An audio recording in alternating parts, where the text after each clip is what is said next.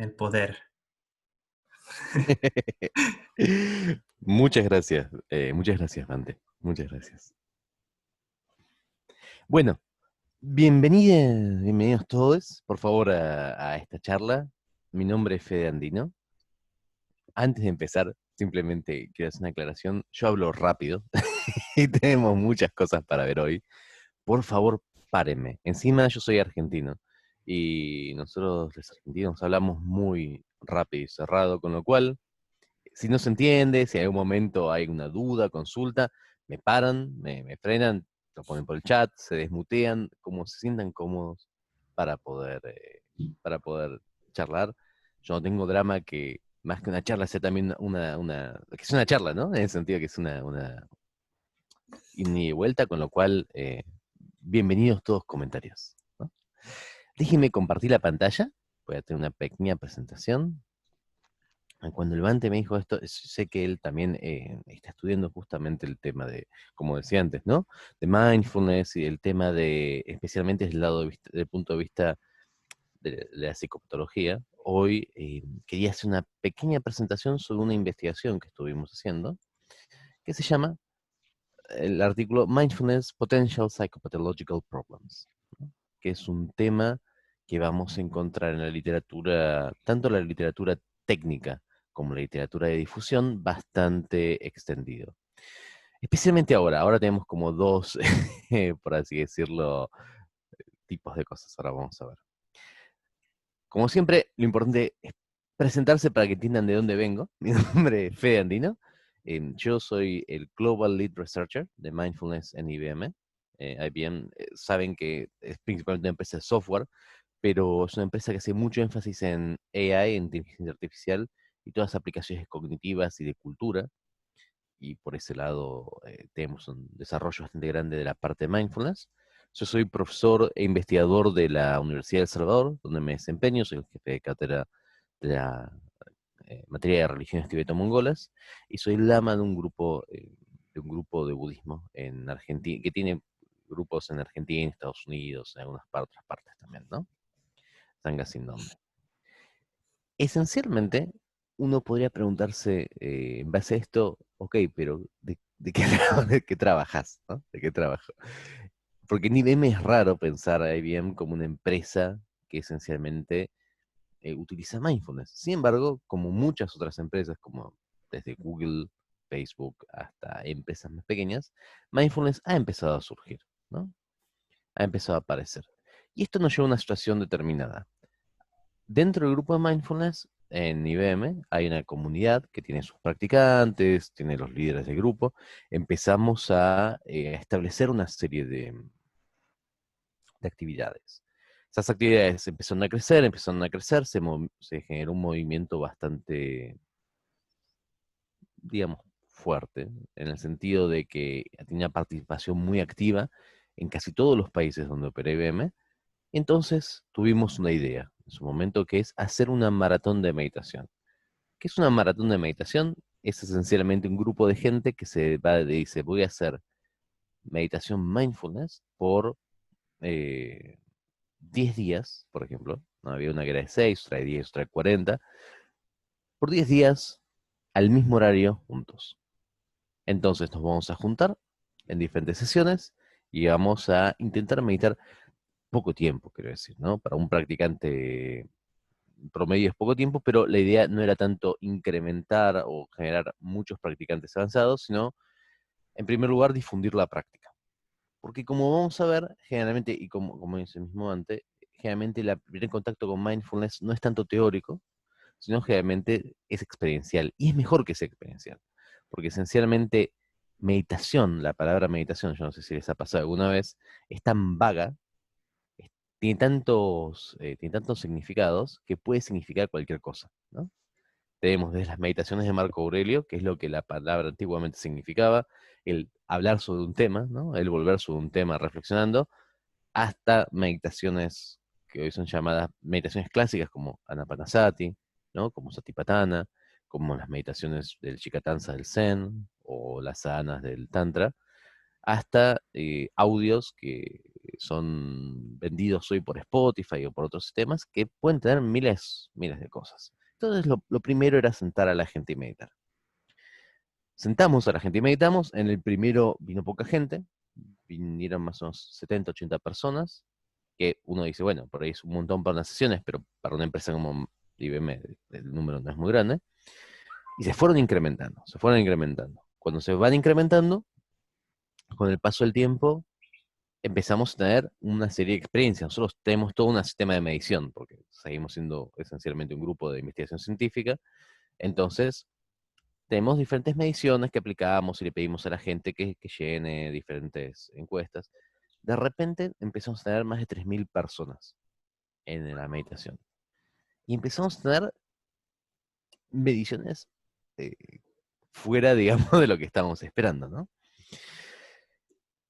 Dijimos, bueno, a ver, nos preocupa un poco. Yo, aparte de mi formación como udólogo, yo he hecho una maestría y he hecho la formación clínica como psicoanalista. Entonces, lo primero que me pasaba es, yo veía eso y decía, no, no estoy muy... está bien, está buenísimo que tanta gente participe. Me preocupan algunos casos, por supuesto, outliers dentro de diferentes cuestiones, pero me preocupa ver que esto cada vez sea más. Entonces, nos sentamos con el grupo y dijimos, bueno, intentemos entender, antes que nada, si hay un riesgo psicopatológico para la práctica de mindfulness, ¿no? Porque al parecer la mayor parte de nosotros estamos convencidos que mindfulness es bueno, yo por mi experiencia como budista, ¿no? Y por aparte de todo, la mayor parte de la literatura, pero estamos viendo algunas cuestiones que por lo menos nos preocupan. Entonces, intentemos entenderlo.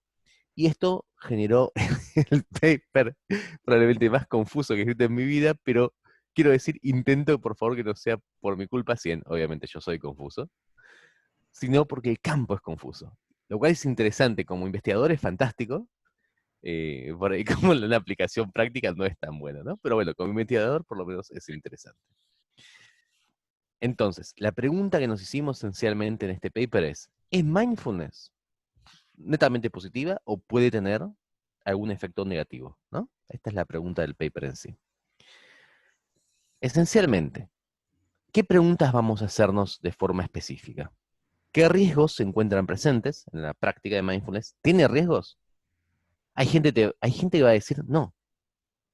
Quiero decir esto, y esto pasa mucho aún en, por ejemplo, la Facultad de Psicología de aquí de la UBA, que ahora están dando un curso de mindfulness. Dicen, no, es bueno para todos.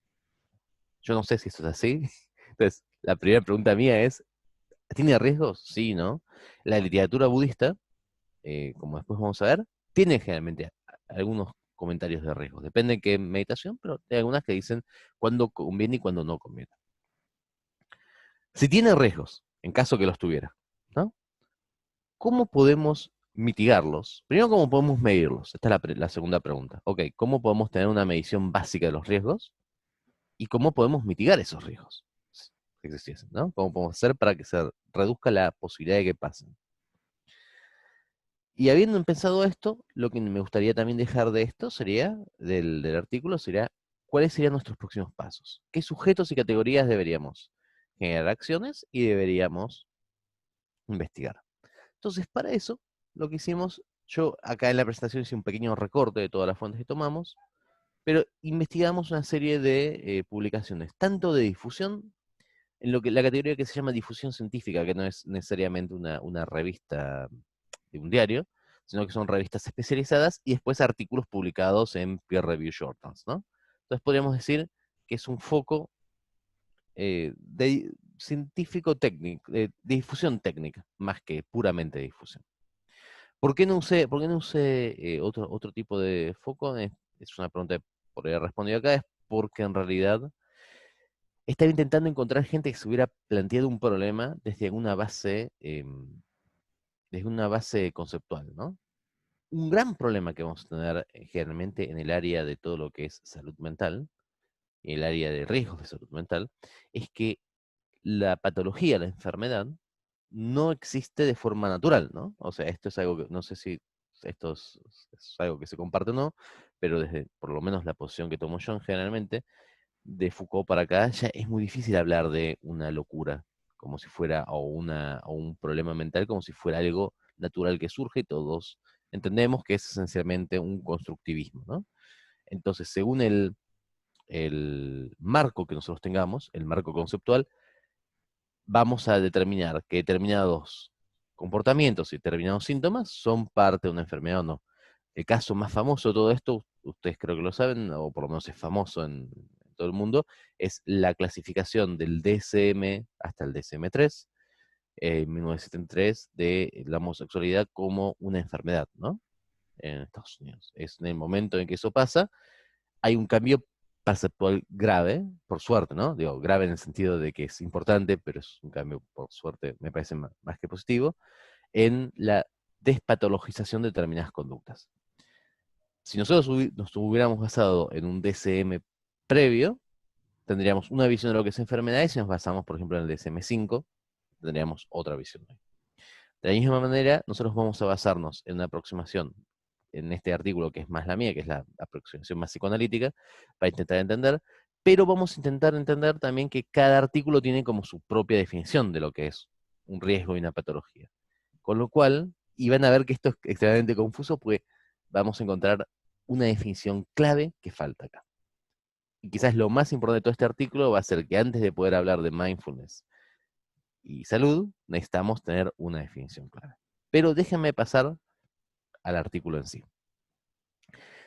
El primer texto que yo tomé es un texto de un autor, Upaldokia, que esencialmente tiene una crítica hacia la forma en que se aplica mindfulness.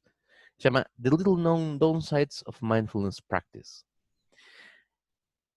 Y entonces, lo primero que dice el autor, el autor tiene esencialmente una serie de textos que tiene que ser críticos de la aplicación, no tanto de mindfulness, creo yo, sino de la aplicación de la aplicación casi capitalista explotativa de mindfulness. Generalmente, el autor de otros textos que yo encontré de él habla bastante bien de mindfulness en sí como práctica, pero dice, se está aplicando sin contexto, ¿no? En este contexto, también por venir de una cultura en la cual mindfulness se tiende a practicar, él define mindfulness esencialmente como lo que nosotros diríamos, como decía el general Levante, una práctica de satipatthana, ¿no? Él establece mindfulness como sati, y va a decir, va a ser o anapanasati, o lo que estamos haciendo aparte, ¿no? La respiración la foco en la respiración, o el foco en el cuerpo. Ahora, él va a decir, muchas veces esto no aparece en la revisión de las técnicas de mindfulness que se enseñan. Y él va a decir, bueno, yo habiendo hecho una serie de estudios, encuentro que mindfulness tiene los efectos esperables dentro de la técnica budista. Que yo acá voy a poner 18.000 asteriscos, no sé, muchas veces cuando alguien dice esperable, uno podría esperar desde la cuestión budista, desde el marco de vista, el marco teórico budista, que produzca otra cosa, ¿no? Idealmente produciría el nirvana, ¿no?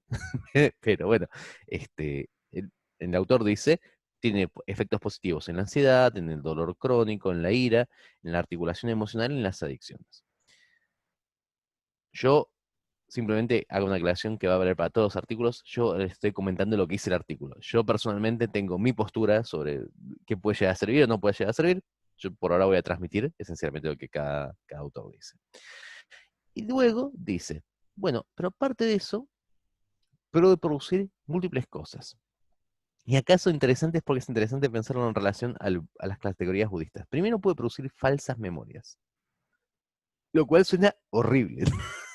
Esencialmente suena que uno medita y de repente se piensa que es el presidente de Estados Unidos o no sé, o que está en Marte. Pero bueno, lo que quiere decir acá el autor es que al meditar en visualizaciones que de vuelta no son parte de la Napanasati, por ejemplo, ¿no? Pero al meditar en visualizaciones o meditar en meditaciones guiadas mucho tiempo, el hecho de generar una visualización y acostumbrarse a la visualización o acostumbrarse a un tipo de meditación, genera la idea de que es algo indistinguible a nivel de memoria. Acá hay toda una discusión, porque para mí, si uno recuerda una visualización, es una memoria. Esencialmente es un tipo de memoria, es un tipo de memoria espacial. Pero para el autor es una falsa memoria. Y esta falsa memoria implica que la persona va a perder, según el autor, podría perder,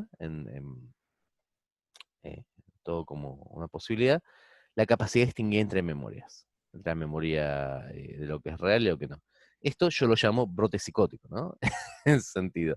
Yo no creo que sea una función de la visualización, porque si no los creativos tendrían más problemas. Pero el autor dice que es posible, yo lo reporto. Otra cuestión que dice es, genera un desapego extremo y una ecuanimidad gigantesca. Esto es interesante porque el desapego, la ecuanimidad, ¿no?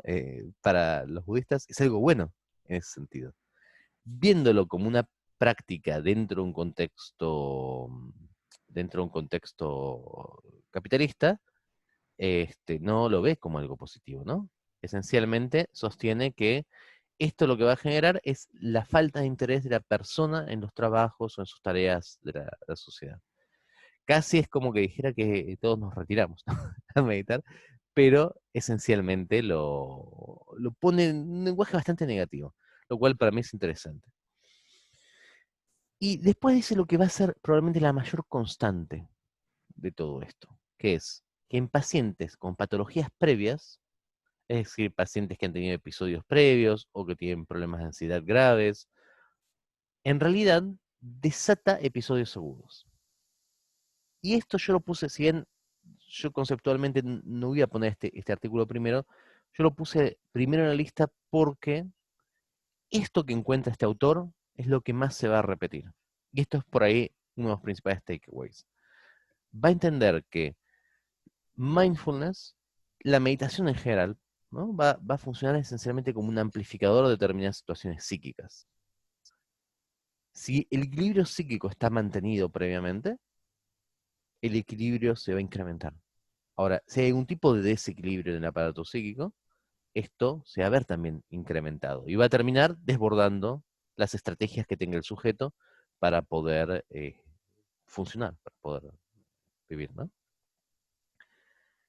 Estos tres cosas que encuentra este autor se van a repetir muchísimo en el resto de las cosas, el resto de los artículos. Aquí yo salté a otro artículo, este es el artículo más de difusión que yo he encontrado, este es como el más pop, ¿no? Pero el punto que hace es un punto que es interesante. Dice, el artículo se llama What Mindfulness Gurus Will Not Tell You. Meditation has dark side. De Miguel Farías y Catherine Wickholm. Y lo que dicen es, mindfulness está siendo aplicado antes de poder entender el mecanismo y los posibles problemas en la aplicación. Lo cual digo, es correcto desde el punto de vista occidental. Yo pienso que no, personalmente no creo que haya tanto estudio como para intentar generar, por ejemplo, una metapsicología, como sí existe en el budismo desde hace 2500 años, de cómo debería funcionar mindfulness y cuál es el resultado, sino que está ofreciendo más como a nivel de técnica. Y hay algo complejo ahí en querer desterrar una técnica puramente, ¿no?, del contexto en el que se genera.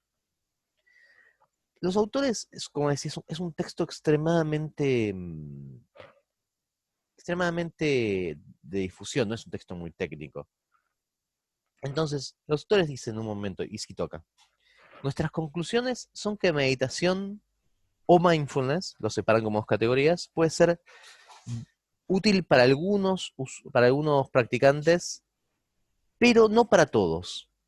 No sabemos la razón de estas diferencias individuales, hay muy poca investigación y muy poca investigación en la forma en que la meditación funciona y la forma en que puede causar daño. Interesantemente, si bien ellos son términos como de forma muy amorfa, ¿no? Usan meditación, mindfulness a veces para querer decir meditación, pero a veces no. Lo que dicen no me parece que es incorrecto. Buscando revisiones y buscando modelos psíquicos, modelos psicológicos de cómo funciona mindfulness, encontramos, en mi experiencia, dos tipos de modelos. Un modelo positivista basado en la distribución de lo que muchas veces en la literatura aparece como subconsciente, si bien generalmente se entiende como inconsciente. Eh, y encontramos algunos que esencialmente hablan de la positividad, las afirmaciones, es una cuestión para mí más aspiracional, pero no encontramos un modelo sólido, ¿no?, de metapsicología, como podría ser el Abhidharma-koya, por ejemplo, dentro del budismo mahayana, o los escritos de Freud del año 15, los escritos metapsicológicos, las tópicas y todo eso, ¿no? Entonces, este artículo, como digo, es bastante de difusión, termina siendo hasta cierto punto amarillista, habla de suicidios, de casos de suicidios por empezar meditación. Si bien, una cosa que es interesante es que también los casos de suicidio que ellos dicen venían de casos de aplicación en adicción, que es, como habíamos dicho antes, uno de los puntos que podrían aparecer, ¿no? Como el autor anterior, lo que los autores llegan a la conclusión es que mindfulness en este caso funciona como una amplificación de una situación previa. Una persona que era adicta, al aplicar mindfulness, sufre los síndromes de abstinencia y todos los diferentes tipos de procesos que pasa de forma más intensa, ¿no? Esto, interesantemente, es igual que lo que decía el artículo anterior, si bien el artículo en sí es mucho más vago. Y el principal problema que introduce este artículo es que esencialmente complica lo que yo venía leyendo sobre mindfulness, porque mete mindfulness y meditación, a veces como una categoría, a veces como una misma cosa, a veces como otra categoría. Y acá yo me paré como investigador y me dije, bueno, ok, necesito yo hacer algún tipo de repaso, ¿no? Necesito acá hacer algún tipo de parate. Y el primer parate es, ¿qué es lo que dice la gente cuando dice mindfulness? Porque yo, a ver, yo enseño mindfulness en IBM. También enseño meditación budista. Nosotros hacemos Shamatha y Vipassana dentro del Mahayana, eh, pero enseño a mis grupos. Entonces, yo tengo mi definición de mindfulness, que está obviamente basada por mi formación budista, más la definición que me dieron a mí cuando yo hice el curso del MBSR, que es probablemente el sistema de mindfulness más famoso aquí, ¿no?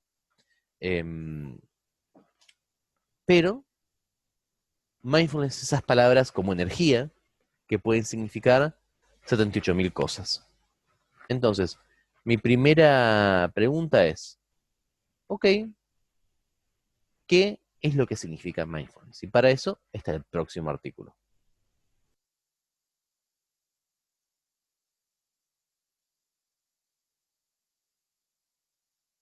Uy, perdón, apreté el mute, mil disculpas. A ver, ahora sí. Entonces fui a buscar definiciones de mindfulness. ¿Cuál es el principal problema que me encontré? Que no hay una que esté aceptada de forma, yo no digo por todos, digo de forma mayoritaria. Y esto es, si alguno de ustedes hace investigación, sabe que esto es un tema, porque ni siquiera tenemos el campo definido, ¿no? O sea, es muy difícil también intentar definir un campo, trabajar en un campo, cuando en realidad no tenemos ni siquiera el acuerdo más básico de lo que es. Para eso, por suerte, hay un trabajo fantástico de Alberto Chiesa que se llama The Difficulties of Defining Mindfulness, Current Thoughts and Critical Issues. Esencialmente, este texto es larguísimo, va a ser probablemente el que más vamos a pasar. El autor dice, yo estoy viendo que en los sistemas de salud se está ofreciendo mindfulness como una forma de intervención, ¿no? Como una forma de terapia. Por ejemplo, aquí en Argentina, para la organización que esencialmente hace auditorías de los sistemas de salud, mindfulness está definido como una terapia cognitiva de tercer nivel, tercera generación, ¿no? Entonces, dice, se está ofreciendo mindfulness a todo el tiempo. Tenemos profesionales de mindfulness que trabajan con mindfulness de forma interdisciplinaria, pero lo que no tenemos generalmente es una definición de mindfulness. ¿Qué es y cómo funciona? Muy bien. Entonces dice, intentemos entender qué es. Intentemos entender. Spoilers para el capítulo de hoy. Falla totalmente, como me pasó a mí, ¿no? Intentar definir esencialmente una buena definición de mindfulness. Lo primero que dice es, veamos qué dice la gente que ofrece, eh, ofrece mindfulness, ¿no? Entonces dice, bueno, a ver, la gente que ofrece mindfulness sostiene que mindfulness ayuda en los problemas de ansiedad, de vuelta hemos visto que ha aparecido, fibromialgia, artritis y problemas de dolor crónico, sufrimiento de pacientes terminales con cáncer, lo cual es un salto grande, ¿no? Pero aparecen en la literatura, desórdenes de personalidad y una serie de otras causas, especialmente estrés. Y aparte del uso terapéutico, al parecer mejora la atención, la memoria, la decisión, la relajación y la articulación emocional, cosa que ya hemos nombrado en algunos otros textos. Ahora, ¿cómo puede ser que una práctica A mejore todo y B sea al mismo tiempo tan indefinible, varíe tanto? Vamos a encontrar, dice Chiesa, un montón de cosas que dicen mindfulness. Vamos a encontrar mindfulness que son guiadas. Vamos a encontrar gente que llama mindfulness a utilizar mantras digamos, y adscribe el poder curativo, la potencia curativa, no a la práctica, sino al mantra en sí. Vamos a encontrar gente que entiende mindfulness hacer yoga con atención, ¿no? Hay posturas como el yoga, como el hatha yoga, y toma atención. ¿Es correcto, es incorrecto? Dice, no sé. Pero hay tanta variación que podemos encontrar gente cantando y pensando con mindfulness. Hay cursos de comer con mindfulness, hay cursos de masajes con mindfulness, que se les adscriben propiedades curativas, y lo que es como más serio, se les ofrece como alternativas curativas dentro de programas de salud. Entonces, ¿podemos afirmar esto? Bueno, intentemos definir mindfulness. Primero, vamos al canon Pali, ¿sí? como primera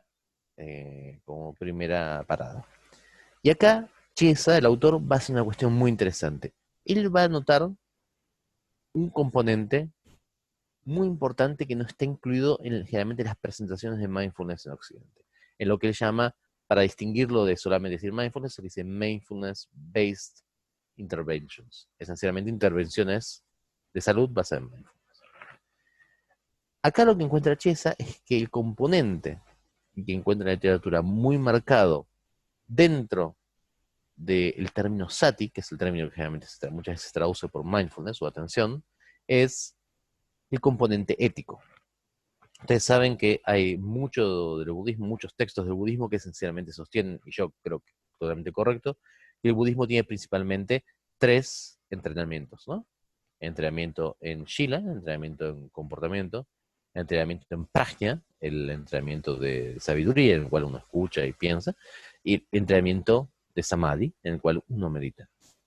Lo que principal que encuentra Chiesa dice, generalmente el foco de mindfulness dentro de la presentación de MBIs, la presentación de salud, es extrañamente en Samadhi, es en la técnica de meditación en sí.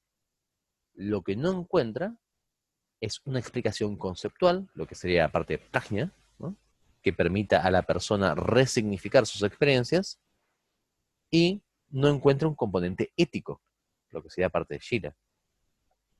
Que si ustedes me preguntan a mí, y acá estoy haciendo mi parte personal, yo diría que es la parte más vital cuando uno empieza sobre todo a trabajar, ¿no? La meditación, para poder esencialmente poder observar los cambios, los microcambios, cómo afectan directamente.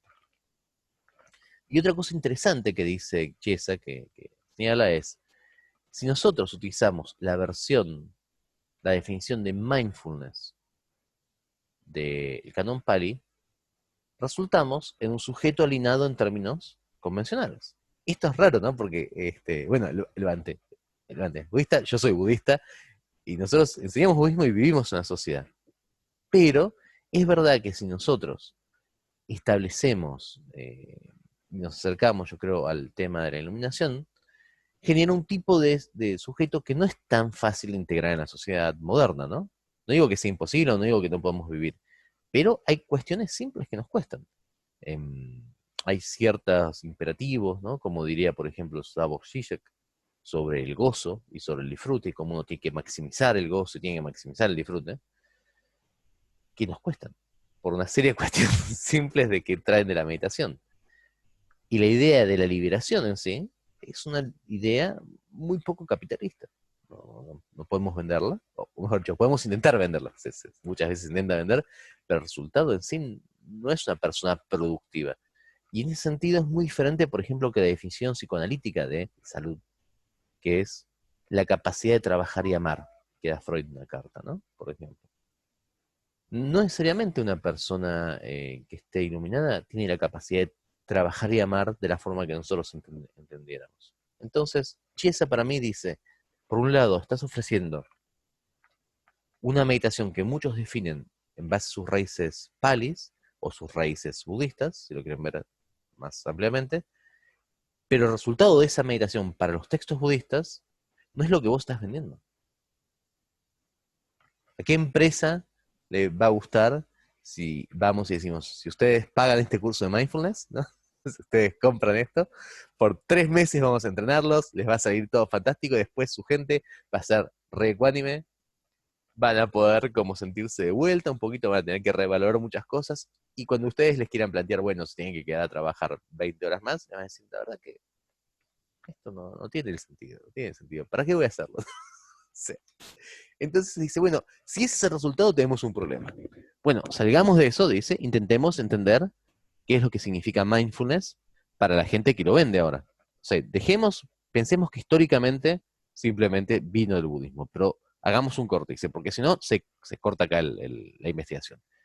Que esto es interesante, una cosa que Chisa no hace, y que yo diría que es una cosa, por lo menos para pensarlo, es también pensar un poco la historia de cómo mindfulness llega y cómo se genera el movimiento a principios del siglo XX con el fuego de Rangún, ¿no? Hay todo un componente complejo que no está muy estudiado, que es cómo históricamente mindfulness, que era la práctica de Anapanasati y Satipatthana, que no era una práctica mayoritaria en los países de escuelas Nikaya, por una serie de intervenciones más de orden colonialista, se esparcen primero a la población y luego llegan a Occidente, ¿no?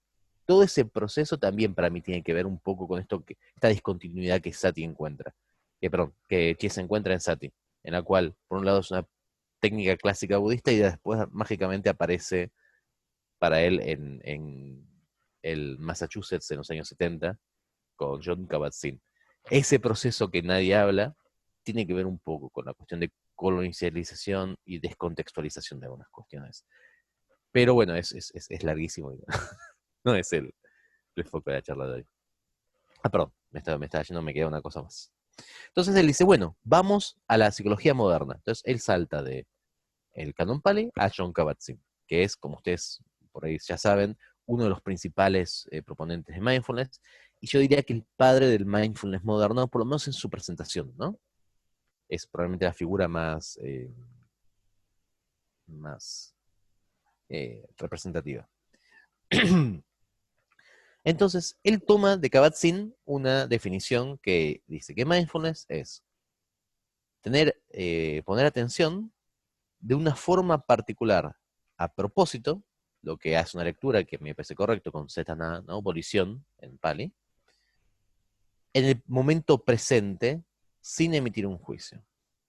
Entonces, él dice, esta es probablemente la definición más usada por los prestadores de salud. Cuando él empieza a hacer la revisión de los textos de los prestadores de salud, dice que es mindfulness, obviamente dicen, es una terapia basada en, sin hacer un juicio, prestar atención al momento presente.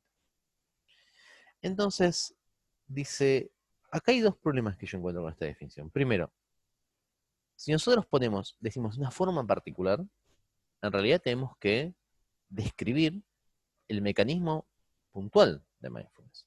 Porque uno podría decir, pensemos dos tipos de forma de prestar atención al momento presente, ¿no? Uno es mediante una práctica de meditación. Nos sentamos y como hicimos al principio con el levante, nos concentramos en el cuerpo, ¿no? En kaya. Otra es, nos rompemos un dedo. El romperse un dedo focaliza la atención en el presente, sin lugar a dudas. El cuerpo también. Pero no es lo mismo. Nadie va a decir, practiquemos mindfulness y hacer crack, ¿no? En ese sentido. Entonces dice, ¿qué es lo que distingue una forma y otra? En la definición de Kabat-Zinn es la palabra particular. ¿Qué es lo particular de esta forma? No está expresada. Y la segunda es, ¿qué es lo que queremos decir cuando es adoptar una perspectiva sin juicio? Porque él dice, acá vuelve a aparecer la palabra ecuanimidad, ¿no? Que es correcto, porque de vuelta para mí una continuidad clara entre la perspectiva budista y la perspectiva de mindfulness. Pero en algún punto mindfulness, sobre todo los primeros fundadores de mindfulness, ofuscan un poco esta continuidad. Entonces, la pregunta va a ser de él, ¿es importante la ecuanimidad del contenedor ético para la práctica de mindfulness? Y la respuesta que se da a sí mismo es, claramente sí, claramente sí. Entonces, él propone, siguiendo otro autor que se llama Shapiro, esencialmente una definición triple. Va a decir que es un tipo de atención particular que describe, al mismo tiempo es un tipo de actitud que uno toma frente a la experiencia, ¿no? Es decir, no hablará ahí de juicios, sino que él va a decir, bueno, es un tipo de actitud que va a tener que ver en la percepción, más en la percepción que en el análisis de la experiencia. Y especialmente lo que va a tomar y lo que no está presente en las definiciones previas es cuál es la intención de hacer la práctica de mindfulness. Según él, la intención va a ser esencialmente lo que va a distinguir una práctica claramente budista religiosa, una práctica terapéutica de una práctica de otro tipo, ¿no? Entonces, él va a clasificarlas esencialmente en base a la intención, lo cual es interesante porque la mayor parte, por ejemplo, de algunos textos de meditación mahayana, el Upatikrama de Kamarashila, por ejemplo, lo que dice, empieza Kamarashila, que es un maestro indio de budismo del siglo VII, él dice, lo que distingue a la meditación del Dharma, de lo que distingue a la meditación de los tirtikas son, que no son budistas, es esencialmente la actitud y la intención. ¿Para qué lo estamos haciendo? ¿No? Es decir, si la meditación está pensada para el nirvana, es meditación budista. Si la meditación está pensada para la mejora en samsara, es una meditación samsárica, ¿no? Con lo cual, de alguna forma, sin nombrarlo, por lo menos no lo cita el autor, retoma un poco esta cuestión budista que está como subyacente, ¿no? Totalmente ahí abajo, potencialmente para descubrir. Después de esto, yo voy a saltar una parte porque el artículo es largo y como les decía, es bastante rico. Lo que sí habla es mucho de formas de aplicar y medir. Él toma mediciones, métricas que existen, después intenta desarrollar un poco su propia métrica en base a la definición que tomó, ¿no? La definición esta que yo les decía antes, de los 3 puntos de tipo de atención, la actitud y la motivación. Esencialmente este es otro tema que él encuentra que hay poca definición, pero le dice, bueno, ok, podemos medir en cualquier caso, no cuando, no sé, algo hace bien o mal, pero podemos medir, por ejemplo, los diferentes tipos de meditación que se proponen y decir, esto en base a nuestra definición es mindfulness y esto no. Lo cual da cierta, por lo menos, claridad en todo esto. Entonces, en este punto, nosotros podríamos decir el artículo, bueno, ok, primer problema que hemos encontrado es no tenemos mindfulness definido. Podemos proponer una y podemos nosotros encontrar o optar esta y tomar esta medición, ¿no? Con esto yo paso a otro artículo que se llama de Brian Gallagher, que es muy similar a Lechiesa, pero para mí no está tan bien hecho, es una cuestión de gusto puramente personal, ¿no? ¿Por qué? Porque Gallagher en realidad dice, encuentra el mismo problema que Chiesa. Gallagher dice, este problema, esto, no hay una definición de mindfulness, no está bueno esto. Entonces, intenta dar una. Lo que pasa es que el análisis es mucho más simple, ¿no? Él no va a las bases budistas, lo cual para mí es un error. Y luego lo que dice es, no, bueno, mindfulness en realidad es simplemente permanecer fijo en el momento presente, ¿no? Es forzar la atención. Y acá utiliza un término un poquito más psicológico, ¿no? Dentro de, por ejemplo, la metapsicología de Freud, en la primera tópica, que Freud tiene famosamente 2 tópicas, hay una que es la probablemente la más conocida, la que tiene el inconsciente, preconsciente y consciente, que son 3 aparatos psíquicos, mindfulness sería el sobreinvestimiento mediante el consciente de estímulos preconscientes. Es decir, algo que es pasible de ser percibido, nosotros de alguna forma investimos energía psíquica. Recordemos que para Freud el aparato psíquico es un aparato, es una máquina esencialmente. Invertimos esa energía para tomar un fenómeno, un objeto, y a enfocarnos en él. Esto en Canon Pali es lo que decíamos antes de Setaná, ¿no? La abolición que permite cierta intencionalidad, ¿no? Y el autor lo que va a decir es, ok, pensándolo así, pensándolo de esta manera, lo que va a ayudar mindfulness es a combatir el estrés, principalmente, porque lo que va a permitir es no darle al estrés cierta capacidad de inundar el, digamos, el espacio consciente. Es decir, la energía que se va a utilizar, que podría surgir y ser puesta en contenido estresante, en ideas estresantes, va a ser reutilizada para llevarla al contenido que no es estresante. Y que en términos por ahí más psicoanalíticos es vagamente autoerótico. Por ejemplo, el placer corporal, ¿no? Pero de vuelta retoma, como vamos a encontrar en otros autores, el tema de que si en realidad si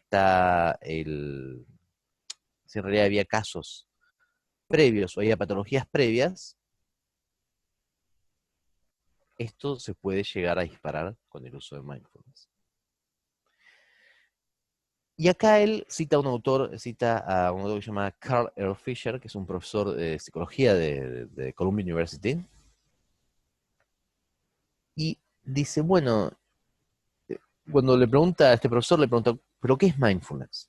Entonces el profesor le dice, bueno, mindfulness hoy en día es un problema, porque se está vendiendo mindfulness como algo que va a ayudar a producir más, como esta cuestión más capitalista, ¿no? Va a ser más feliz, va a ser más creativo, va a ser más un montón de cosas, pero en realidad lo que es mindfulness es limpiar nuestras mentes y enfocarnos simplemente en lo que surge en nuestra experiencia. Y la pregunta del autor es, ok, pero ¿qué pasa si lo que surge en nuestra experiencia es negativo? ¿No? ¿Qué pasa si cuando, que esto quiero decir, hay mucho también escrito en lo que es el proceso de purificación, ¿no? En los diferentes sistemas budistas, en los cuales cuando uno se sienta a meditar, y yo creo que sí, creo que la mayor parte de nosotros hemos tenido experiencia meditativa, no es siempre un proceso, yo diría, no es siempre, o al principio especialmente, casi nunca es un proceso necesariamente agradable, ¿no? O necesariamente placentero. Puede ser placentero, yo no digo que no se pueda hacer, pero generalmente en algún momento cuando uno se siente empieza a sentir todas estas cuestiones, angustias, estrés, ganas de hacer cualquier otra cosa, ¿no? Sentarse ahí, decir, ¿qué hago acá sentado? ¿Cómo mi vida llegó a esto? Que hace 2 horas que estoy sentado y me quiero ir urgente de acá, ¿no? Entonces, lo que va a decir Gallagher es, bueno, ok, esto no está en ninguna parte. ¿Cómo que este contenedor no tiene que surgir? Y otra cosa que toma es, él cita un estudio de Fortune Magazine, ¿no? Él dice, Fortune Magazine hizo un estudio que esencialmente sostiene que la industria de mindfulness mueve más de $1 billón anuales en 2018. Entonces dice, ya no estamos hablando de un fenómeno de un par de personas, ¿no? ¿Cuál es el riesgo de esto? El riesgo es que se vuelva otra cuestión que hay que hacer, se vuelve una cuestión mandada de forma corporativa, ¿no? Se vuelve como como una fad, como una moda, como aquellas cuestiones que pueden surgir por presión social. Y lo que no se habla de nada es qué hacemos con este contenido angustioso, qué hacemos con este contenido patológico cuando surge. Entonces el autor termina con, tenemos que hacer más investigación, y se dan cuenta que es medio una constante, ¿no? Es un campo muy interesante este de investigar, porque es un campo en que en vez de, generalmente lo que pasa es que si uno investiga en otros campos, muchos otros campos están súper saturados, entonces ya las conclusiones a lo sumo son discusiones entre autores de quién tiene la razón. En este campo, todos los que escribimos estamos como, tenemos que investigar más antes de poder pensar algo. Es súper interesante, ¿no? Es un campo muy, muy abierto. Luego, pues cerré con uno más, que es el de, con este voy a cerrar, que es uno de Peter Hess, que dice, los psicólogos expresan dudas con la meditación de mindfulness. Acá de vuelta tenemos lo que nos pasó Selwyn Chesa, que es que no tenemos, el autor dice, yo no tengo una meditación, una definición clara de mindfulness, pero he encontrado que en realidad muchos servicios que venden mindfulness a empresas, y los venden diciendo va a ayudar en esto, va a ayudar en esto, va a ayudar en esto, ¿no? Entonces, el autor esencialmente pasa todo su artículo diciendo que él no puede afirmar absolutamente nada de mindfulness, que es una postura que es extraña, pero es un poquito así. Él dice, yo lo único que puedo ver es que está comodificado, que se ha vuelto un término comodificado, y que por otro lado, cada revisión que yo veo de, de literatura médica, falta un consenso en lo que es mindfulness. Y lo que dice acá Hess es, esencialmente lo que yo noto es que mindfulness, más que una práctica, más que una técnica, se ha vuelto una industria.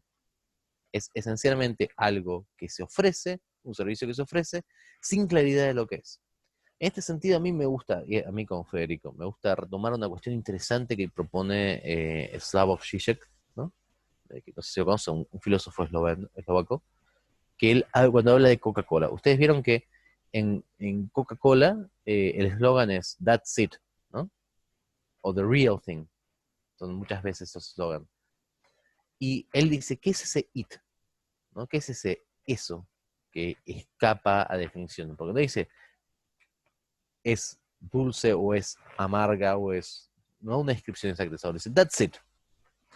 Ese eso, que es imposible esencialmente de definir, porque tiene que ver con el campo de lo real, esencialmente es lo que está volviéndose mindfulness. Al ser incapaz de definir, es infinitamente comodificable, porque yo no estoy vendiendo A o B, no estoy vendiendo un auto. Yo les puedo vender a ustedes un carro y decir, bueno, miren, este carro es bueno, es malo, y ustedes pueden ir una página y comparar carros y decir, bueno, este me sirve, este no me sirve. Cuanto menos definición haya, es probable que sirva más a la comodificación de mindfulness, ¿no? Y va a servir menos a la aplicación real de mindfulness y a la solución de los problemas psicopatológicos que puedan surgir. Porque esencialmente lo que permite es mayor comercialización con menos claridad y menos posibilidad de ayuda. Entonces, lo que va a determinar el autor, y este es termino con este para cerrar, porque es un artículo medio feo, ¿no? Medio depresivo al final, pero que es correcto para mí. Dice, la verdad que yo no puedo afirmar que mindfulness cause o no cause problemas psicopatológicos, porque simplemente nos falta información. Entonces, en las palabras del autor, lo que considera es que debería frenarse la aplicación masiva de mindfulness hasta poder entender los mecanismos y las causas. Sin embargo, lo que sí comenta, y es algo que vamos a haber encontrado en casi todo, es esta cuestión de que en muchos casos puede generar condiciones preexistentes que desarrollen casos agudos, ¿no? Entonces, vamos a ver qué vimos, qué puntos son los que nosotros podemos encontrar en común en todos estos artículos que vimos. El primero que es obvio, creo que y ya lo dije 200 veces, es falta claridad, ¿no? ¿Qué es mindfulness? Es una muy buena pregunta. Y podemos entender que hay tres causas por las cuales no se entiende. Primero, por desconocimiento. Yo creo que si alguien es terapeuta mindfulness y trabaja en un contexto de salud, debería ser cierto, por lo menos responsable. Yo no creo que todos los terapeutas necesariamente tengan que tener un background teórico grande. Yo he conocido grandes terapeutas que desde una cuestión más empática pueden trabajar y está muy bien, pero sí, si uno especialmente es responsable de llevar una solución de salud hacia un grupo de gente, ahí me parece que es interesante plantear, ¿no? Por lo menos por definir el tipo de solución que uno lleva. Lo segundo que hemos encontrado es que en muchos casos hay un marco ético que falta. Esto es el marco ético para el practicante, pero también el que lo oferta, ¿no? Y esto es una cuestión que el budismo tradicionalmente tiene con China. Entonces, lo que la mayor parte de los autores van a marcar es que la falta de ética, sea de comportamiento ético de la persona que practica o de la persona que lo enseña, esencialmente es una causa probable de daños, lo cual yo coincido 100%. Por otro lado, van a hablar de que es posible, la mayor parte de los autores cita de forma inconclusiva, pero es una cuestión que nosotros podemos encontrar evidencia que sea como muy conclusiva, que no es el caso. Ustedes han visto que en la mayor parte de esto reina la confusión, pero sí podemos encontrar de forma repetida autores que dicen, bueno, igual en casos previos, en casos con patologías previas, mindfulness funcionó como una forma de generar un episodio agudo. Y esto es importante, porque al verlo tan repetido nosotros podemos pensar que esto es posible. Si me lo preguntan a mí, yo creo que es correcto, es así. Yo tengo mi explicación metapsicológica de mindfulness, que está basada en la explicación budista esencialmente. Para mí lo que tiende a pasar es, en términos más psicoanalíticos, el uso de mindfulness es extremadamente recomendado, esta es mi opinión personal, en casos estables de neurosis, ¿no? Pero en casos como psicosis o esquizofrenias, caen fácilmente al servicio de la desmentida, que son los mecanismos patológicos, ¿no? Las desmentidas o negaciones que permiten que la persona eventualmente empeore. Entonces, esto aparece muchísimo en toda la literatura. Y la otra cosa que se puede encontrar es que hay una falsa venta, es decir, una sobrecomercialización y una falta de métricas. Y esto probablemente es lo más interesante desde mi experiencia en IBM, porque lo primero que nos pasó en IBM es cuando empezamos a armar estas meditaciones. ¿Se acuerda que habíamos hablado al principio de la maratón de meditación? La primera pregunta fue, ¿para qué quieren hacer, que nos hicieron fue, ¿para qué quieren hacer esto? Y la respuesta fue, no, para que más gente practique mindfulness. Y entonces la segunda pregunta fue, ¿y por qué está bueno practicar mindfulness? Y nosotros dijimos, bueno, nosotros somos practicantes, vemos que nos ayuda con el estrés, vemos ayuda con el tema de la ansiedad, con la cuestión creativa. Y la respuesta que nos dieron es, ¿pero eso es medible? ¿No? Y es una buena pregunta. Es, si ustedes hacen mindfulness, si ustedes trabajan, ustedes han visto que el budismo, por ejemplo, ¿se lo hacen dentro del budismo o de una cuestión secular? El budismo en sí es muy poco místico en el sentido, muy poco de misticismo, ¿no? Tiende a ser bastante observable, por lo menos de forma subjetiva en nosotros, los cambios. Deberíamos ser diferentes cuando practicamos un tiempo que cuando antes de empezar a practicar, ¿no? Si somos esencialmente ya ecuánimes y serenos y con una claridad conceptual grande, por ahí no necesitamos tanto practicar, pero la mayor parte de nosotros, yo por lo menos no lo soy así. Y yo veo mi cambio a lo largo del tiempo. Si yo soy una empresa y voy a pagar y voy a invertir en una serie de esfuerzos para llevar mindfulness, si yo soy un Estado y voy a elegir entre varias formas de aplicar salud, debería tener la posibilidad de medir el efecto. ¿Cómo decido? Si yo soy una persona encargada de un área de salud de un hospital, ¿cómo decido invertir en tiempo, en profesionales, en formación, en mindfulness, si yo no puedo tener esencialmente una seguridad que lo que hice está bien? Sería irresponsable, ¿no? ¿Por qué elegiría? ¿No? Porque está de moda o por otra cosa, pero realmente sería irresponsable. Esto encontramos que es una falta compleja en poder aplicarlo de forma responsable. Y para terminar, ¿qué es lo que nosotros aconsejamos? ¿Qué es lo que aconsejamos dentro del grupo de mindfulness que luego lo elevamos y lo publicamos en academia para todo el mundo? En primer lugar, yo creo que lo principal que tenemos que cambiar en el ambiente y en la investigación de mindfulness es tener una mayor claridad conceptual. Empecemos por lo básico. Definamos el campo. Definamos el campo, peleémonos entre todos para discutir la definición de mindfulness, discutamos, ofendámonos, vayamos diciendo, no, esto no sirve, pero tenemos que hacer este esfuerzo. Como lo ha hecho absolutamente cualquier campo de conocimiento en la humanidad. No es algo que es propio nuestro, ¿no? Tenemos que poder definir, aunque sea una definición arbitraria, pero más o menos útil para aplicarse a lo que es mindfulness.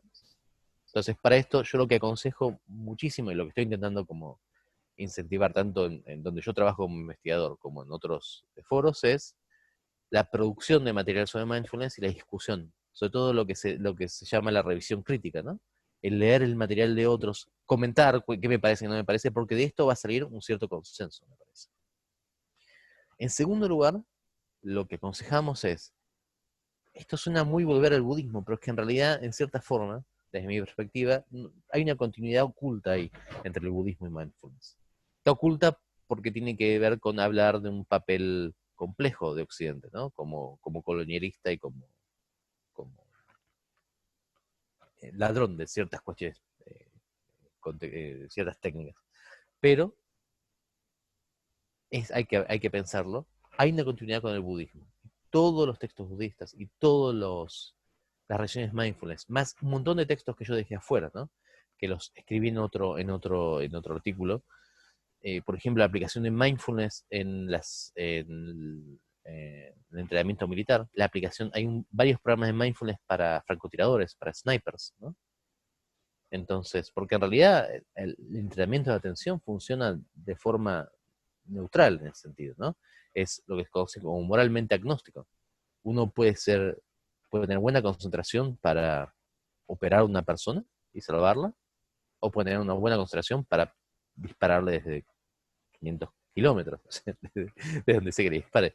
Y creo que en ese sentido, si hay algo que nos une a casi todos los budistas, no digo a todos porque por ahí es demasiado, pero la mayor parte es esta idea de no matar, ¿no? De ahimsa, esencialmente. Entonces, salvo que en casos muy puntuales, no creo que ningún budista defienda a un francotirador entrenado con métodos de mindfulness. Y sin embargo, hay. Una cuestión interesante para plantear es el daño que puede pasar en estos estados cuando no hay un componente, un contenedor ético que permita, lo que sea el Shina dentro del budismo, que permita un poquito también manejar esto, porque lo que pasa, aún sin hacer un juicio moral, quiero decir, desde el punto de vista solamente psicológico, la mayor carga de energía psíquica, llevada a funciones que son esencialmente al servicio de matar y otras cosas, genera daño a las personas. Nosotros, bueno, en Estados Unidos se ha visto la innumerable cantidad de gente con PTSD, ¿no? Y muchas veces el mindfulness mismo se utiliza para trabajar esto, lo cual es complejo, porque por ahí hay gente que está siendo entrenada con esto, y luego es tratada con esto, y en realidad eso no va a ser útil. Entonces yo creo que un contenedor ético, tanto a niveles así complejos como el caso de snipers, ¿no?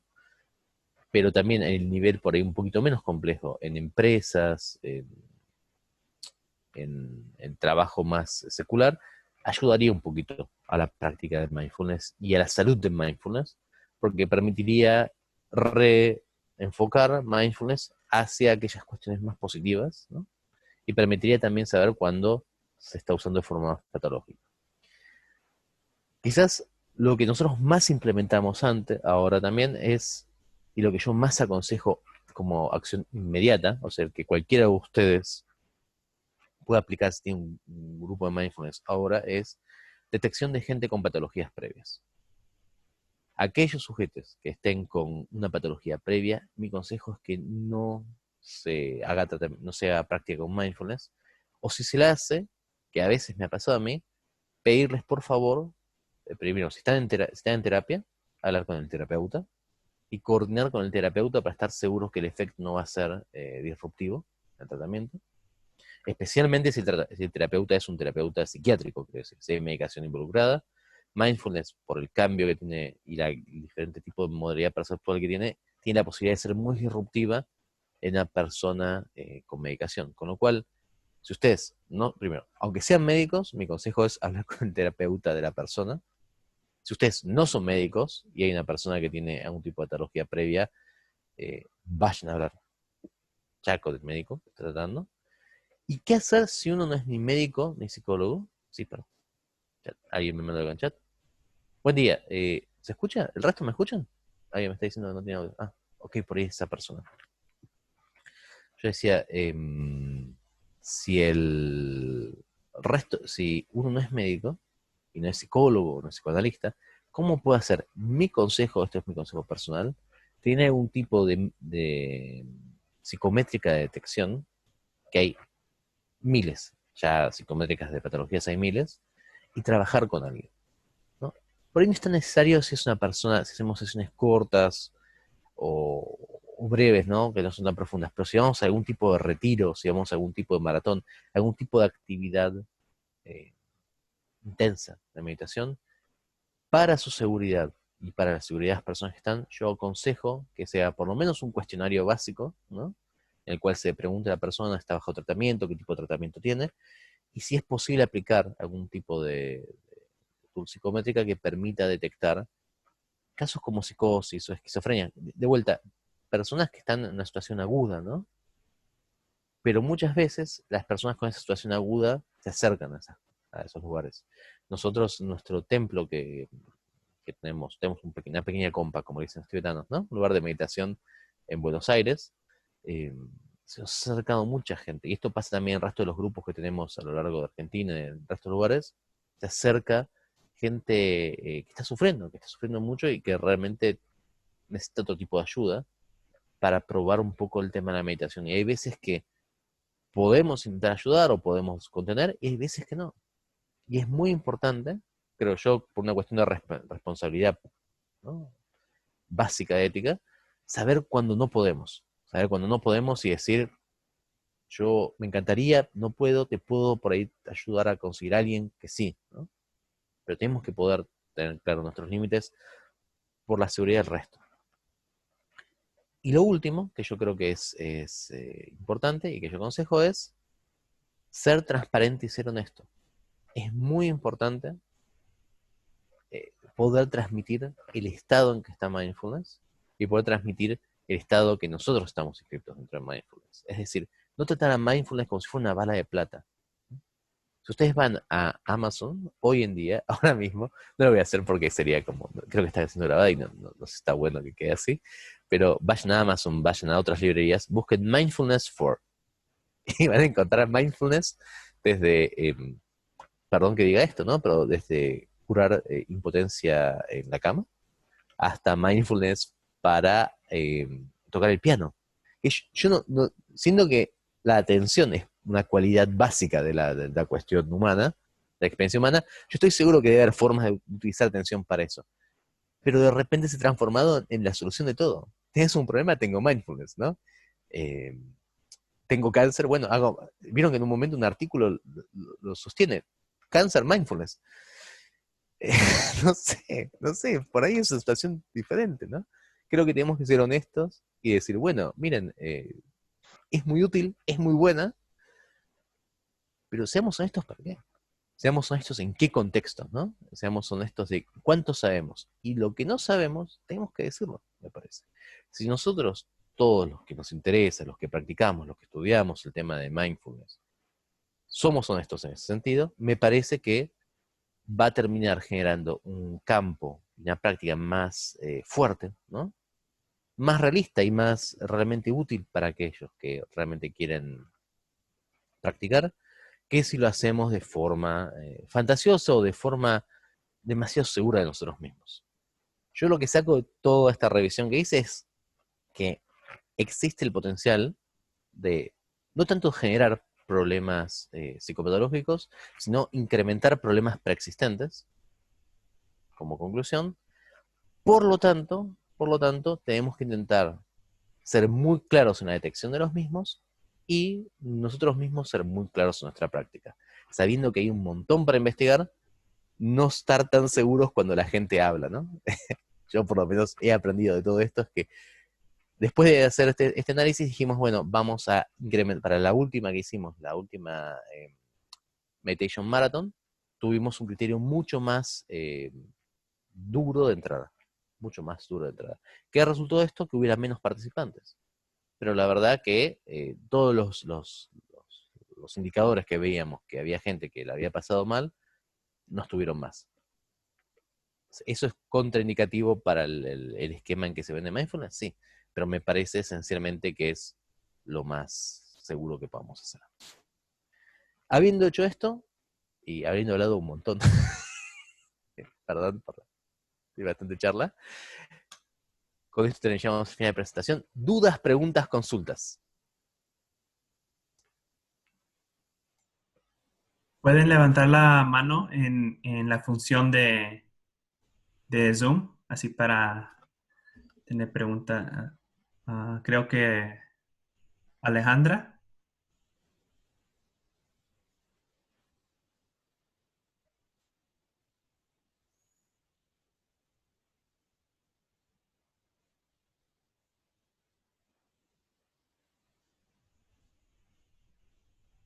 Hola, buenos días.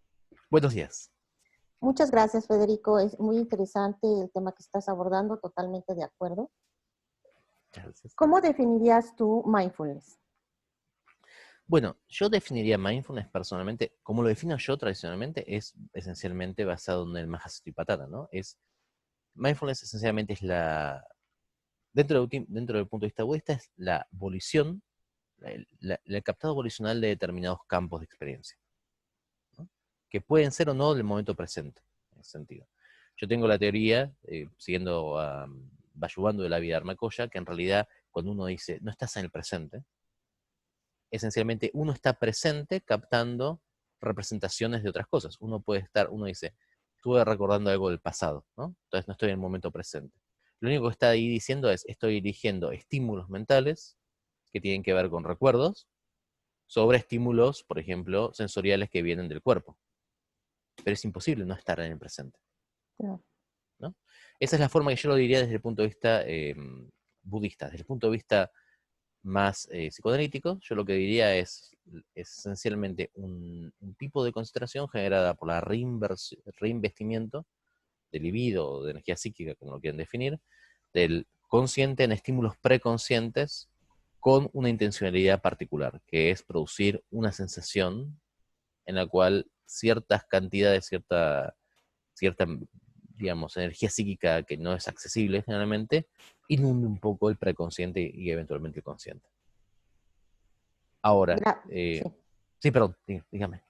En este sentido, cuando mencionabas, ¿te puedo hablar de tú?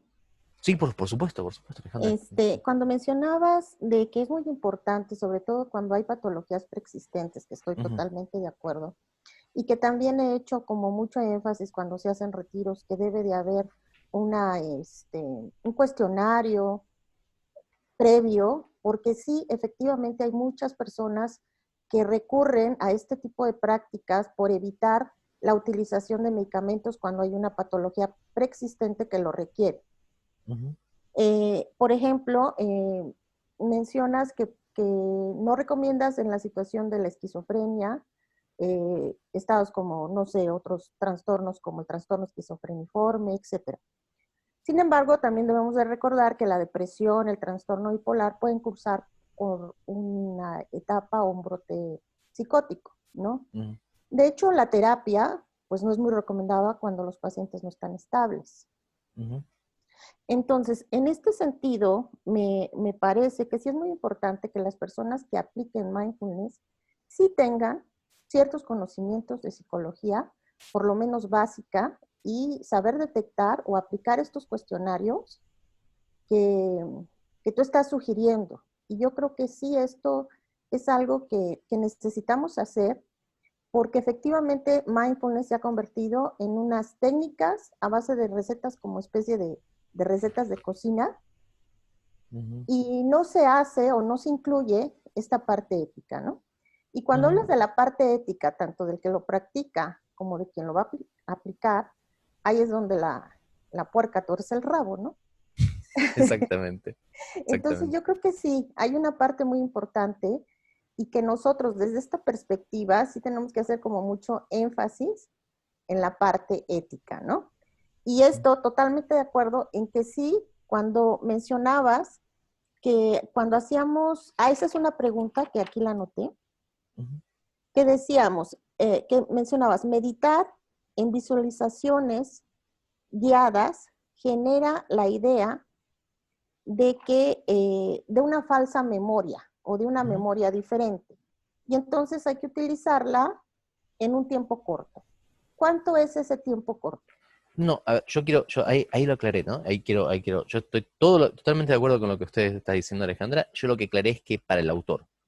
Yo Ok, dije, ok, yo ok, piense que yo correcto. soy Lama, una escuela de Vajrayana, donde visualizamos todo el tiempo, Ujú. esencialmente. Entonces Eh, usted, o si estás de acuerdo en la utilización de visualizaciones en personas Totalmente. estables o en personas que no tengan patologías subyacentes, que no están como la esquizofrenia, o personas que no están, digamos, bajo un tratamiento integral. Sí, correcto, correcto. Yo simplemente lo que decía es que el autor considera, de forma que para mí es arbitraria, quiero decir, ¿no? Ok. El uso de visualizaciones como preocupante. Para mí, esencialmente, es imposible no visualizar, depende de lo que uno también. Yo digo, son todos términos que usamos muchas veces, se usan muchas veces, ¿no? De forma muy simple. Cuando la gente dice visualizar, ¿qué quiere decir? Estas son las preguntas que me pasa siempre. Yo me acuerdo la primera vez que fui a meditar, ¿no? Y me explicaron una visualización y me dijeron, nos visualizamos tal cosa, hicieron todo el mundo hizo esto. Sonrió, y yo no sabía qué hacer. Sí, pues no sabe qué está visualizando, ¿verdad? O Claro, efectivamente, hay ocasiones que nosotros hacemos inducciones de visualizaciones y no ujú. sabemos si la persona tiene, digamos, experiencias traumáticas en esas visualizaciones que nosotros estamos induciendo o que nosotros estamos propiciando. Ujú. Exactamente. Yo coincido mucho en lo que usted dice en que yo creo que es necesario tener cierto training. Si me permite hacer como una mini disgregación, yo en un retiro de varios meses en Estados Unidos, yo antes estaba en una escuela de budismo tibetano que luego nos fuimos, todo nuestro grupo, pero es un momento cuando yo me entrenado ahí, estaba un retiro largo y una persona tuvo un brote Ujú. psicótico grave, pero grave, grave punto de amenazar de muerte a varias personas, diciendo que eran demonios, que le hablaban libros, una cuestión no que podía ser confundida por otra cosa que no fuera por un brote psicótico violento. Y la respuesta fue, como nadie tenía entrenamiento, nadie hizo nada. Y la persona pasó en riesgo, y el riesgo todo el resto de la gente, casi un mes y medio, hasta se terminó, lo terminaron mandando a la casa cuando terminó. Yo de ahí aprendí, esto es una realidad, o sea, por más que nos guste o no nos guste, puede pasar, necesitamos tener otro tipo ¿no? Otro tipo de forma de pensar. Yo no sé si por ahí en el contexto del Tíbet esto pasaba, yo sospecho que pasaba y era entendido de otra forma, ¿no? La construcción de la enfermedad era diferente, entonces se le da otro papel, pero en Occidente va a pasar. Si nosotros estamos viviendo en una sociedad ahora, va a pasar y va a ser, yo creo que tiene que ser tratado de otra forma. Por eso también mi entrenamiento como psicoanalista después de lo de budólogo, ¿no? Si no, me hubiera quedado con lo de budólogo. Claro, sí, muy, muy interesante. Creo que esta plática podría dar para muchas otras, ¿no? Y otra pregunta sobre, no sé si me puedas ampliar o si puedo hacerla porque ya agarré el micrófono. ¿Sí? No hay ¿Puedo? problema, no hay problema, por favor. Respecto a cuando es utilizada en, me imagino que prevención y control de adicciones, pero me voy a Ujú, situar más en lo que es el manejo de las adicciones, que decías que puede suscitar el craving, ujú. o decía el autor. Sí, Ajá. decía el autor, ¿Esto puntualmente. cuál es la explicación que Yo le da? voy a, el autor no entra en el mecanismo, que es un problema. Muchos de los autores mismos que se quejan que hay falta de definición en cómo mindfulness aparece, no entran en el mecanismo que ellos están haciendo. Lo que yo entiendo que pasa es que muchos autores están queriendo hacer como una etnografía de campo, y hay otro problema, siempre es el problema, ¿no? De estas cuestiones interdisciplinares. Por ahí hay gente que es muy buena en la parte psicológica, pero le falta la experiencia o la formación en una cuestión etnográfica. Yo creo que ellos están haciendo acá una cuestión más performativa. Están diciendo, estoy describiendo un poquito y yo explicando lo que me pasa cuando yo hago la práctica o yo enseño. Lo que yo he visto personalmente, Federico, digamos, dentro de la cuestión clínica con adicciones, es que en general lo que tiende a hacer mindfulness es el craving, ¿no? El deseo esencialmente por la necesidad, digamos, más que el deseo por el tema de la sensación, tiende a sobrecargarse, ¿no? Tiende a manifestarse de forma constante porque simplemente se reduce el resto de las estimulaciones externas.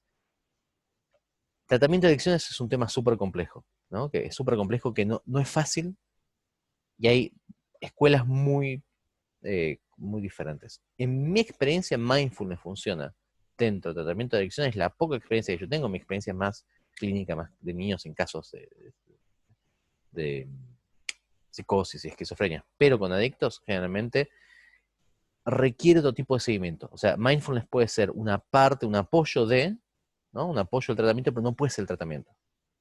Es un Porque es coadyuvante, ¿no? ¿Cómo? Es un coadyuvante. Sí, exactamente, exactamente. Ujú. Puede ser algo que pueda ayudar o no, va a depender mucho del caso y va a depender mucho de la estructura previa de psíquica del adicto, Exacto. ¿no? En Ujú. muchos casos, la adicción funciona en lo que Lacan llama el síntoma, que no es un síntoma, sino que esencialmente es lo único que mantiene cierta estructura funcionando.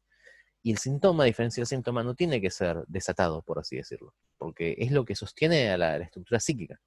Sí, entonces, distinguir si es un síntoma o un síntoma, y eso lo va a llevar la práctica y la clínica, ¿no? Pero si es una cosa así, aplicar mindfulness puede ser más peligroso. Puede ser más Claro, peligroso. sobre todo si se trata de patología dual, ¿no? Sí, claro. Sí, correcto, correcto. Yo a veces utilizo por ahí términos muy psicoanalíticos.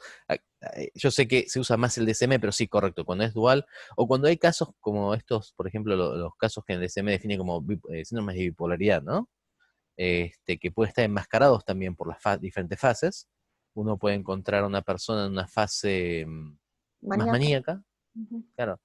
Esencialmente empezar una cuestión de relajación y después caer directamente y empujarla hacia la fase depresiva. Es muy complicado. Es muy complicado. Eso, lamentablemente, yo no creo que se pueda, por lo menos yo no creo poder hacerlo, no creo que se pueda parametrizar. Creo que en este momento requiere el seguimiento y la buena mano del tratamiento, ¿no? De la buena mano de dos lados, del clínico que lleva el tratamiento y la buena mano especialmente del practicante o el instructor de mindfulness que pueda entender esto y que pueda de alguna forma verlo en la otra persona, ¿no? Porque mucho de esto también es feedback directo. Uno está haciendo una meditación con otra persona y ve los efectos que tiene, ¿no? Ok. Poder Muchas interpretarlos, gracias. por leerlos, es eso. Perdón, ¿me decía? Muchas gracias, Ah, Federico. por favor, por favor, un gusto. Creo que sigue Andrés. Buenos días. Buenos días, Buenos Federico. días. Buenos días, Pante.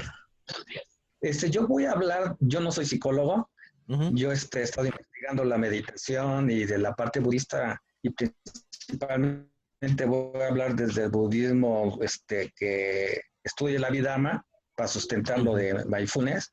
Lo que ujú, yo me he dado cuenta, yo la primera vez que escuché sobre mindfulness hace como 20 años era sobre la clip de John Kabat-Zinn. Entonces ahí ujú, yo encontré que las bases de mindfulness lo desarrolló John Kabat-Zinn para la reducción del estrés basado en mindfulness, usó mindfulness y ahí empezó el mente en mindfulness y nos lo usó como una herramienta para trabajar el dolor.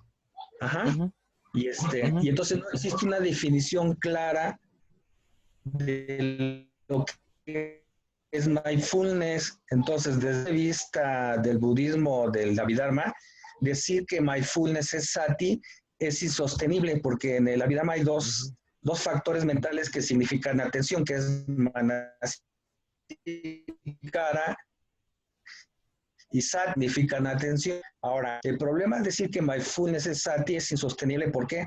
Porque desde la Abhidharma, sati es un factor mental sano y solamente surge con conciencias sanas, ujú, no surgen con cualquier conciencia. Ahora, para que sati pueda surgir, pues tiene que tener como objeto una realidad última. Y ujú, cuando usamos mindfulness comercialmente, nunca realidad última. Ahora, sati, cuando surge con 18 factores mentales sanos. Además, para que surja sati, para que surjan los factores en las conciencias sanas. Entonces, en el mindfulness, pues no saben ni qué son los factores mentales y no saben qué conciencias además surgen, además si surgiera sati. Entonces, es insostenible decir ujú. que mindfulness Sati, ajá, punto de vista desde el canon Pali, ajá. Entonces, lo que yo he aprendido es, ya es momento de separar lo que se entiende por mindfulness y lo que es el budismo y no combinarlo, ajá. Entonces, mindfulness a lo mejor sí tiene una aplicación que es buena, ajá, para ciertas trastornos o para ciertas dolencias del ser humano, ajá, pero que se vaya por ese camino, pero no decir que este es parte del budismo, y el budismo tampoco, también tiene bueno, involucrarse lo que está sucediendo es que se llama mindfulness como algo que pertenece al budismo. Yo, por ejemplo, estoy viendo aquí el libro del venerable Analayo que dice Satipatthana, los orígenes del mindfulness. Ajá. Y entonces pues, están involucrando el mindfulness en el budismo como si fuera la gran cosa. Entonces los está usando como una cosa comercial. Ajá. Entonces, de que si yo digo mindfulness va a ser un éxito comercial. Y entonces muchas partes de las cosas budistas se están involucrando. Por ejemplo, yo compré 2 libros, uno que se llama El cerebro de Siddhartha y otro que se llama La verdad en el budismo. Y dije, pues van a hablar de budismo. No, me empezaron a hablar de mindfulness. Y dije, esto es una estafa. ¿Sí? Yo entiendo su dolor, Andrés. Hay varias cosas ahí, parece, hay muchas, múltiples cosas que dice. Ajá, entonces lo que yo he visto es, si hay que separar mindfulness ya de sus aplicaciones, ajá, porque por ejemplo yo en mi trabajo recibí un entrenamiento de mindfulness para liderazgo.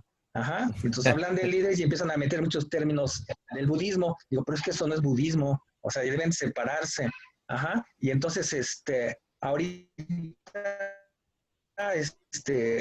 una compañera que era cristiana dice, dio una plática de mindfulness, dice, no es que con el mindfulness meditaron 5 minutos, ¿no? ¿Y cómo se sintieron?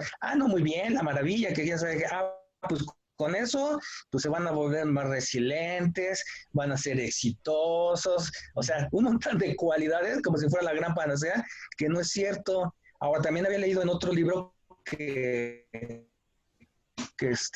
meditar tiene sus riesgos, dice, como cualquier actividad. Ajá. Por ejemplo, si uno hace una dieta, tiene un riesgo de que se hace mal la dieta, pues se puede hasta morir. Si hace uno ejercicio, se hace mal el ejercicio, puede dañar. Si hago, corro, y si no sé correr, pues me daño las rodillas. Dice, entonces, toda actividad tiene un riesgo, entonces el meditar también tiene un riesgo. Y entonces, por ejemplo, yo vi una compañera que se fue a Tailandia, a un curso de... Ajá. Andrés, perdón. Sí, sí. Déjeme responderle porque son un montón de temas, uno detrás de otro. Ajá, ¿no? Sí. Y vamos por partes, ¿no? Si le parece. Primero, entiendo su dolor. A mí me pasa lo mismo, ¿no? Hay un tema de definiciones complejo. Otro tema de definiciones complejo también es por ejemplo, ¿qué es el budismo? ¿no? Depende de quién uno le pregunte, va a tener una respuesta diferente. Yo entiendo que usted lo que está haciendo cuando habla de los 18 factores, ¿no? De Máxicas y Sati, está basándose en un Abhidharma, esencialmente un Abhidharma de la escuela Nikaya, ¿no? Probablemente basado en el Vaibhashika. No sé cuál está usando puntualmente, pero me imagino que está basado en el Vaibhashika, ¿es correcto? Bueno, de la corriente Theravada. Claro, la corriente Theravada tiene varios sistemas. Por ejemplo, el sistema... Del birmano, no, es que no, como que ellos no lo encasillan así como ustedes, como lo estudian, sino que ese es birmano, del budismo birmano, y ellos hablan de las 3 canastas. Ajá. Desde ahí claro, desde pero por ejemplo, creo que el Bante está en una escuela, su maestro Bante me había comentado una vez que, por ejemplo, él no seguía la Abhidharma, ¿correcto? Hay varias escuelas. Ellos no siguen. Supongo que será de la Mahasanga, que es el sistema principal birmano. Ellos están basados en el Vaibhashika. Por ejemplo, cuando yo hablé de Sati, cuando yo cité la Abhidharma Koya de Vayuando. La Abhidharma Koya de Vayuando, el sistema, por ahí la percepción más materialista tiene el Vaibhashika, en el sentido de que considera que Sati y los estados, ¿no? Los 18 factores son factores que son reales, como está basado la Abhidharma Koya más en la propuesta de Nagarjuna. esencialmente Sati y Mahanasattva son esencialmente indistinguibles. Con lo cual, no es que son indistinguibles a nivel práctico, pero sí a nivel ontológico. Entonces, en ese sentido, no es yo por eso justamente había puesto en un autor particular, ¿no? Yo tiendo siempre como a focalizarme en el autor en sí. Depende del autor que uno tome, uno va a poder decir, sí, correcto, puede llegar a ser Sati, o puede no ser Sati, ¿no? En ese sentido. En el autor que yo había comentado, no funciona tan así el tema de Sati, sino que esencialmente, por eso llega a la formulación de que Samsara y Nirvana son uno, ¿no? Esencialmente, porque lo que cambia es el nivel de confusión en sí. Ahora, entiendo perfectamente esto que está usted diciendo de mindfulness y mezclado con budismo, porque es verdad lo que usted está diciendo, ¿no? Que también se usa mucho para vender. Se usa muchísimo para vender como en los libros, y eso es correcto. Lo que pasa es que para mí, y esto le voy a decir, es una opinión puramente personal, hay una continuidad. Yo creo que hoy en día no podemos decir que mindfulness es lo mismo que budismo. Yo creo que justamente uno de los problemas que nosotros tenemos hoy en día es que mindfulness no es lo mismo que budismo, ¿no? Pero por otro lado, yo tampoco puedo decir que sean necesariamente diferentes en todo, sino que lo que yo puedo observar es que hay una continuidad. Hay una continuidad en el sentido que aparte la mayor parte de los primeros maestros de mindfulness, como John Kabat-Zinn, ¿no? O Goldstein, que ahí vi una cita ¿no? de su definición de lo que era.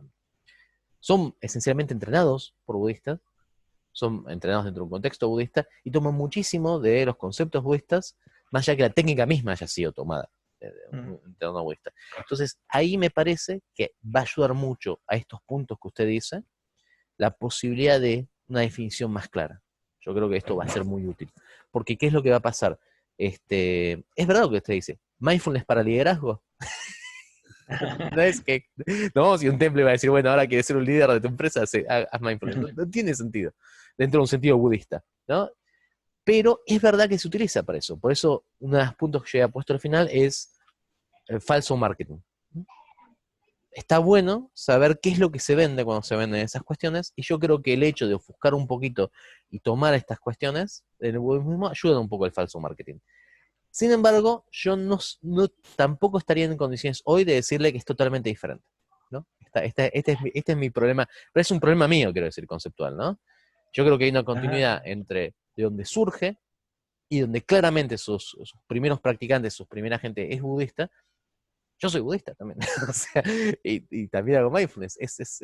Para mí es como una continuidad. Probablemente con el paso del tiempo, yo no sé si ahora estamos en ese punto, si no tenemos una definición no estamos en ese punto, pero probablemente con el paso del tiempo yo creo que se van a diferenciar. Yo creo que en los últimos años se está diferenciando más. Gente que solamente se entrenó en mindfulness versus budistas que hacen mindfulness, ¿no? Yo creo que ya hay una diferencia. Pero es verdad lo que usted dice, Andrés, hay una mezcla ahí. Y hay una mezcla que puede ser inocente o puede ser más intencional con el efecto de marketing, ¿no? Yo también Fíjese que el texto que usted toma, el de Satipatthana, el Venerable Analayo, es un texto de una persona extremadamente respetada dentro del budismo, que está utilizando mindfulness, si lo hacemos en esa lectura, para que se venda más, ¿no? Y eso también yo creo que a nosotros como budistas nos requiere también un poquito de pensar. Muchas veces en el budismo se habla, no, porque se comercializa, se capitaliza de una forma como negativa. ¿Cuánto de eso lo hacemos nosotros también, no? Esto también es lo que nos queda a nosotros. Esto me parece que también nosotros debemos pensar, y también tenemos que pensar en un punto si eso es bueno o malo. Porque nosotros, por lo menos yo vivo en un país que es bastante más, por ahí para Estados Unidos es un país socialista abiertamente, pero para nosotros es un país capitalista, digamos, para los que vivimos aquí, ¿no? Y bueno, estoy inmerso en un mundo capitalista y tengo que trabajar de una forma capitalista. Yo no sé si eso es bueno o malo desde el punto de vista budista, ¿no? Pero me parece que también nos debemos un poquito dentro del budismo esa discusión. El papel del dinero y el papel de cómo poder mantenernos o cómo poder... ¿Qué es lo que sería una forma correcta de vida, ¿no? El día de hoy. Sí, y también comentaba que, por ejemplo, esa parte del marketing, ejemplo, uno hace el curso de 8 semanas de mindfulness y uno ya es un instructor de mindfulness, ¿no? Sin saber qué puede pasar en la mente de los meditadores, y entonces ya la gente anda enseñando mindfulness. Entonces yo siempre me encuentro en el Face, X, por ejemplo, los de Pace Revolution, ¿no? Tal instructor de Mindfulness. Apúntese a un curso de maestría en Mindfulness. Ajá. Y entonces hay toda una serie de comercialización y me he dado cuenta de que en las unidades hay un departamento de Mindfulness, no de budismo, que debería ser, sino un departamento de Mindfulness en las propias universidades. En los hospitales hay un departamento de Mindfulness. Ajá. Entonces, todavía no se define bien claramente su ámbito, si ya hay métodos para evaluarlo, pero ya se está comercializando algo, no saben a dónde se va a dirigir o hacia dónde se va a establecer. Entonces, yo pienso que se deberían ya separar los dos términos, definir su ámbito, ajá, y los propios no decir pues que el budismo es mindfulness, ¿no? Sino, a ver, el budismo es esto, y yo, por ejemplo, digo, bueno, yo practico bhavana, ¿no? La contemplación, que es lo que enseñó el Buda, contemplación, me involucra mucho mindfulness porque puede crear confusión. Entonces uno mismo debería promover eso para que esos dos términos se vayan separando y entonces cuando hablen de mindfulness se sepa claramente que es para que no tiene que ver con lo que se practica en el budismo. Sí, esa es mi apreciación. Gracias. Por favor. Estoy de acuerdo en muchas cuestiones. Yo creo que hay una diferencia. Yo no sé si tendríamos, yo no usaría la palabra tendríamos que, ¿no? En ese sentido, yo no sé si uno tendría o no. A mí, por lo menos, como investigador y como practicante, me parece interesante. Me parece interesante. Me encantaría que hubiera más discusión de qué es mindfulness y qué es budismo. Y nada, y que se llegue a un consenso. Yo creo que en algún punto eso se va a dar. Lamentablemente, siempre las cosas que queremos se dan después, ¿no? La otra cuestión de Sí. samsara, ¿no? A mí me encantaría que se hubiera dado ahora. La verdad que, bueno, por ahí se va terminando, por ahí no, pero yo creo que eso sí, más claridad, coincido con usted, Andrés, estaría bueno. Ok, gracias. Por favor. ¿Hay otras preguntas o comentarios que alguien quiere aportar?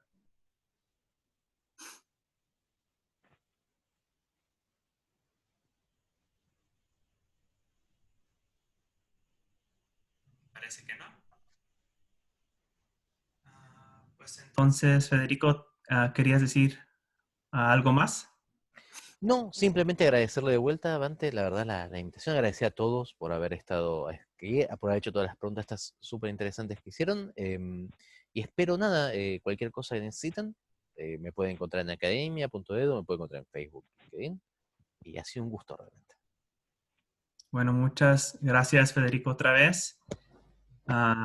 Sé pues que todos ahorita estamos en una situación muy vulnerable y estamos afuera de nuestra zona de confort y agradezco que podías dedicar tu tiempo para compartir tu conocimiento sobre el tema y también todos los que participaron para sus aportes en forma de comentarios y preguntas. Y pues como voy a compartir también el enlace para el artículo de Federico en el grupo, así para cualquier persona que quiera entrar en más detalle o seguir a los artículos que compartió, lo pueden hacer. Y creo que eso es todo. Entonces ya saben, si quieren saber más sobre Federico, voy a compartir todos sus datos también. Y si quieren sobre el grupo de Casa de Bávana, ya saben dónde encontrarnos también. Y pues que todos tengan un buen día, tarde o noche, donde sea que se encuentren y que estén bien cómodos y pacíficos. Hasta luego. Nos vemos. Gracias a todos.